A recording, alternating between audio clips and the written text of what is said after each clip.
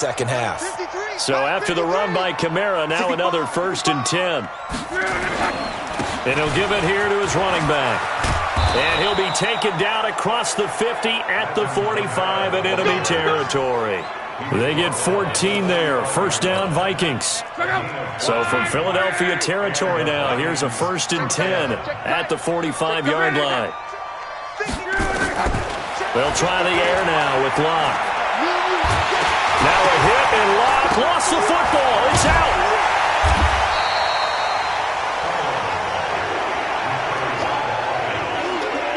On plays like this where the ball comes free, it's often unusual for the team that lost it to get it back. Because this is a quarterback. The ball gets away from him. Everyone else is trying to execute what they're supposed to do on offense. They're usually looking in the other direction, downfield, or have moved away from him. In this case, though, a teammate is able to come up with the ball.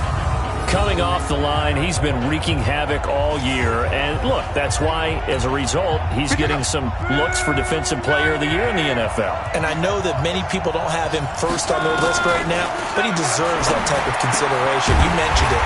All year long, he's made big plays and continues to do so.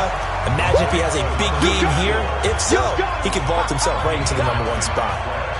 One hallmark of good defenses is understanding the game, understanding positioning, and tackling immediately in the secondary after catches. I think we just saw that on display right there. Got to him before he ever had a chance to think about turning it upfield. Kirk Cousins now gearing up to lead this offense back out there. He's played well. Good first half. He's continued that here in the 3rd quarter. But my question, when you're a head coach, what do you look at stat line-wise for your coach? Do you go right to turnovers? You really do. As much as coaches don't want to talk about that, that's where it starts. When I played in college, our first rule for every game, the team making the fewest mistakes will win. And that's kind of how they judge you. Do you take care of the ball, not turn it over, keep it in the proper hands, and give your team a chance to win? Well, that's what he's done here in this one so far. The drive begins with a run by McCaffrey. And he'll be upended after a gain of 5, up to the 25-yard line. Tough first half for him, unable to put up the numbers he's used to producing. But with a guy like him, you and I both know it just takes a couple of explosive touches for him to make an impact on this game and on the stat sheet as well. Now a pass that's taken in by Hill. The 40. He's at the 30. 10. Touchdown, Philadelphia. Tyreek Hill. His 2nd touchdown of the afternoon. And the Eagles able to push further out in front. In order to lead in a game, you're going to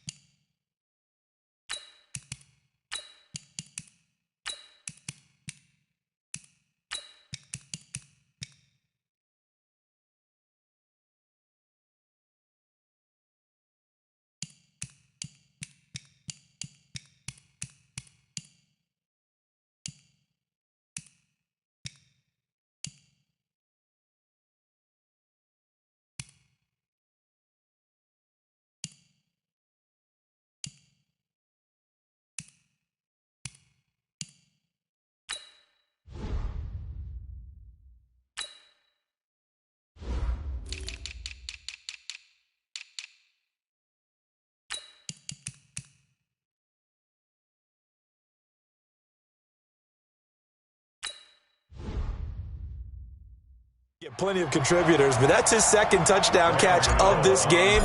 He's one of the key guys in this one. And you better believe he'll be looking for the hat trick here as this one continues to go. Extra point try good by Gano. And they open the lead up now to 25. The quick strike ability certainly intact there. 2 plays, 80 yards to score. This fielded a few yards into the end zone. And no run back here. This will be a touchback, and it comes out to the 25-yard line. And now out comes Minnesota. They are right now just ice cold. I mean, they have struggled big time in this game, and they're getting blown out. How do they adjust? So tough because we always talk about it being a team game and you need all 11 working well together. But every now and then, partner, you need that one guy that maybe can ignite things. And I think that's what they're looking for right now. Yeah, you talk about going to your playmakers. They probably need to do it. Find someone that you're used to touching the football that makes big plays and give them that opportunity to maybe wake up everyone else. And welcome back. We are in the city of brotherly love, Philadelphia. A lot of happy faces in the crowd at this point as their guys have a big lead here to start quarter number 4. On first down, Luck. Got a man open. It's Ross. And he'll get into the end zone. Touchdown, Minnesota. John Ross with his second touchdown of the afternoon. And the Vikings are able to close the gap just a bit. He has his 2 scores, but still a sizable deficit in this game. Do you have him in fantasy football this week? Unfortunately, no. It's too bad, right? That would have been big points. But he is really trying to rally his team as best he can. Things are not going as well the rest of the way for them. That's why they're down with this deficit. He might need to score a couple of more times to give them a chance. And not a bad return. Here he gets it out to the 25-yard line. We got this. Here comes Eagle offense now as they get set to take over here. All of a sudden, they have quite a bit of breathing room. This was a 1-score game, but touchdowns on their last 2 drives, and now comfort is here, so to speak. It certainly is for them. I've been in this situation before on the flip side of this. And all that's going on there is a little bit of finger pointing. Hey, what's going on?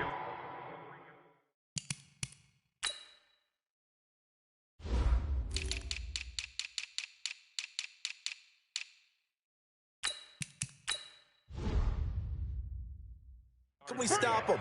Can someone make a play to try and stop this momentum? Well, they're going to be ball hawking because they need a turnover on that other side. Forced out to his left. He's going to take off with it. He's got this almost to the 40 before going out. Nothing open downfield. He keeps it himself for 11 and a first down. Now, that was a whole lot of open space out in front of him, wasn't it? I'm telling you, Brandon, when things are going right, they are going right. And everything has been going their way for the most part. I saw that lane start to develop. Boom, he took advantage of it. They still need about the length of the football here, maybe a little less as they come up on 2nd and inches. They go again with Scott. And he'll get it into enemy territory just across midfield at the 49. 2 yards, good enough for a first. From Viking territory now, they'll come up 1st and 10 at the 49-yard line. They run the counter. It's Scott. 2 yards on the pickup there. It'll be 2nd and 8.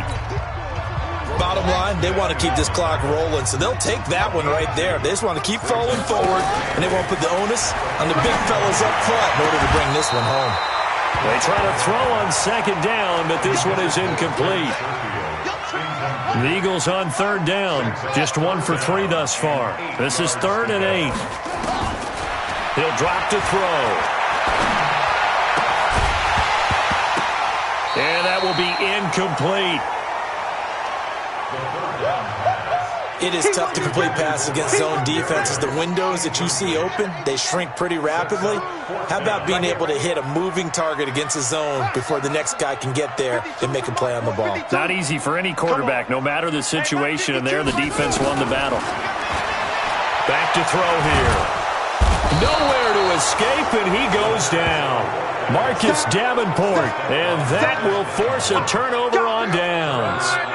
So they were really trying to put the nail in the coffin there already with this lead here in the 4th, but they didn't get it. Guaranteed it's not going to be a fun handshake in the postgame, right? You just know that there's going to be some bad blood there. And I know if we go to the postgame press conferences, the winning coach, you know what he's going to say, why he did it? We need the points, okay? Because you never know at the end of the year if points are going to come into the tiebreaker if we're trying to get into the playoffs. That's always the standard justification. 19 yards to pick up there. Move the chains. Clock management definitely critical here if they want to get back in this game. Absolutely agreed. They have to up the tempo in this case, down a couple of scores. Want to make sure they have a chance to win this ball game. He's got the first down inside the 10. And finally down at the 9-yard line. Another nice gain, 13 yards that time, and another first down. First and goal, and they got to be thinking a chance to get right back into this football game. Luck throwing again. And this is going to be intercepted. Let it well, and it's picked. And nothing there on the return. They've got the football, but they'll have to start this drive at their own 4-yard line. The Eagles offense set to begin their next drive. And last time they were very fortunate, this offense. They went for it. Oh, and he's not going to make it out of the end zone. The push too strong, and that'll be a safety. And you know, the man who sat in my chair the last few years, he has a theory. These plays, these safeties, they're so rare. Maybe they should be worth more than 2, maybe 4 points. I think he's got a great point. I really do, Brandon. But I would go ahead and up it to 6. I'm a former defender. To me, that's like scoring a touchdown. Easy now. I'll go 4. I don't know about 6. Come on. Come up to 6. A lot of points. Here are the Vikings now to start their next drive. And 3 interceptions in this game. I would have to think, I wasn't a quarterback, but number 4 is kind of, you're like, oh, man, I can't throw 4. No, and what's interesting is, what do the coaches decide to do now? Having thrown 3, do you alter your offensive strategy? Do you take the ball out of his hands and maybe turn to the running game? Or do you have that supreme confidence that he's going to turn things around? We'll see what they do. Luck now. A perfect 8 for 8 to start the second half. Not bad. First and 10. Throwing is Luck. And that will be incomplete. Would have been a big hitter if they had connected. Instead, it's second down. So the Vikings in possession of the football as we get you reset. And let's see what they've come up with offensively after having time to talk it over. To throw on second and 10. Luck. Open man is Ross, complete. And he'll be taken down, but not before they work it across midfield. First down now, but the clock continues to move. And they're going to get him. He's taken down for a sack back at the 47-yard line. Now Luck says, let's get going as he'll hustle him to the line. Finds his tight end, Ingram. And he'll go down, but not before getting this inside the 30. That one covers 24 yards. It's a first down. Now it's Luck. On the check down, he finds Kamara. The Vikings in the hurry up. They're hustling up to the line. Looking to throw again on second down. Luck. And it's intercepted at the goal line. Able to get there and pick it. You got the big lead defensively. Willing to give him that underneath stuff, right? And this is why you work on your tackling. Tackle him after the catch, inbounds, keep the clock running. Just go ahead and bleed the game out that way. On first down, Scott. And they're going to stop him right at the line of scrimmage. Just no cutback lane to be found whatsoever. Second and 10. Another running situation on the doorstep as they come up second and 10. They'll keep it on the ground. Scott. Now the Vikings will use the second of their timeouts as they get it with just 19 seconds left on the clock.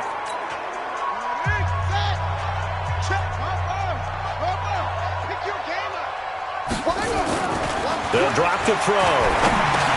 Finding a safety valve here. That's complete. And he gets it to the 34. Good enough for the first.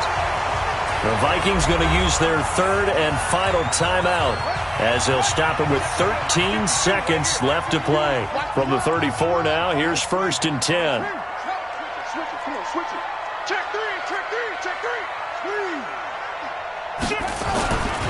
Here's Scott.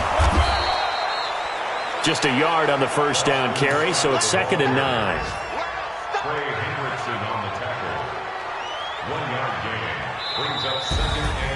Well, I know at points of this when you wanted to close your eyes because of all the points that were being put on the scoreboard. You're a defensive guy, but it was a fun little track meet, wasn't it? It was, and you know the people who really enjoyed this game? They're the ones that like going to batting practice at the Major League Baseball parks, right? Seeing the 14-11